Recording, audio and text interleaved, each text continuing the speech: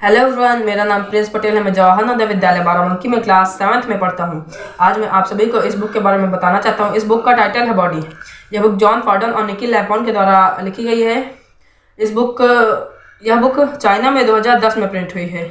यह बुक अगर आप पढ़ना चाहते हैं तो इसमें आपको इमेजेस और जो डायग्राम्स हैं वो बहुत अच्छे मिल जाएंगे। अगर आप सेल से ऑर्गन तक कुछ भी पढ़ना चाहते हैं उसके डायग्राम्स आपको इसमें मिल जाएंगे। तो आते हैं इस बुक के कंटेंट पर।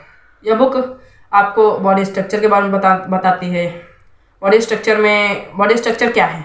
बॉडी स्ट्रक्चर वो हमारी बॉडी कैसे फॉर्मेट होती है, हमारी बॉडी कैसे बनती है, बॉडी स्ट्रक्चर में यही है। बॉडी स्ट्रक्चर में नेल्स, हेयर ये सब आते हैं। डीएनए आता है। डीएनए की खोज 1953 में जेम्स बॉस्टन ने की थी। डीएनए मेन होता है बॉडी स्ट्रक्चर में। अगला टॉपिक है स्केलेटल सिस्टम।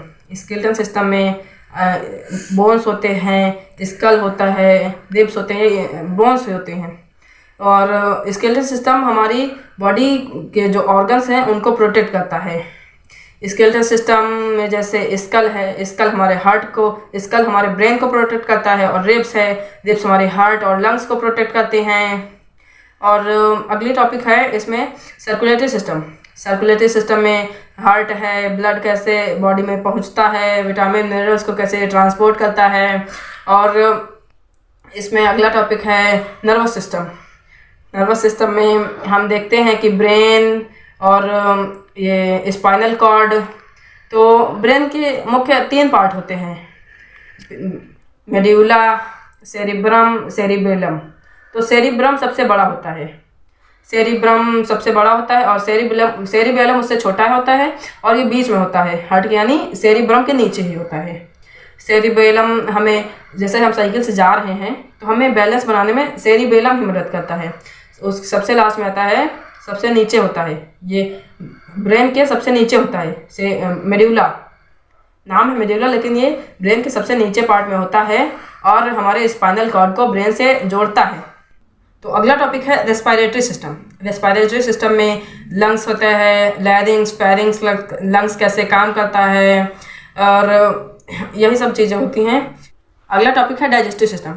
डाइजेस्टिव सिस्टम में हमें मिल जाता है हमारी बॉडी कैसे हमारे फूड को डाइजेस्ट करती है। Stomach, large intestine, small intestine और ये ओसोफेगस, इन सब चीज़ों के बारे में बताया है। और हमारे ये जो टीथ्स होते हैं ये च्यू करते हैं हमारे खाने को, उसके बाद ओसोफेगस में जाता है, फिर स्टमक में जाता है, उसमें एसिड्स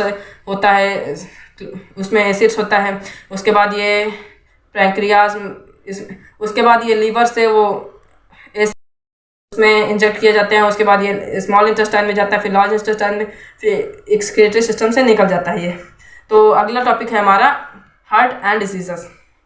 हार्ट एंड डिसीजेस में ये बताया गया है हमें कितनी मात्रा में फूड लेना चाहिए, डाइट हमारी क्या होनी चाहिए, और हमारे पानी हमें कितना कंज्यूम करना चाहिए, एक्सरसाइज हमें कितनी देर करनी चाहिए, हार्ट के कौन से डिसीजेस हो सकते हैं, जैसे कि हमारा हार्ट अटैक कैसे होता है। हार्ट अटैक जैसे कि हम ज़्यादा फैट खाते हैं, तो हम ज़्यादा फैट खाते हैं, हम मोटे होंगे, चर्बी आएगी, हमारे वो जो ब्लड वेसल्स होती हैं उनमें फ़ैट स्टोर होने लगता है और वो खून जम जाता है वहीं पर, मतलब खून रुक जाता है वहीं, तो फिर हार्ट अटैक आ जाता है, हमारे सेल्स तक नहीं पहुंच पाता है।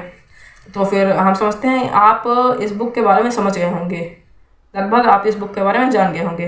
तो हम आज की इस वीडियो को अपने पे यहीं पर ख़त्म करते हैं। धन्यवाद।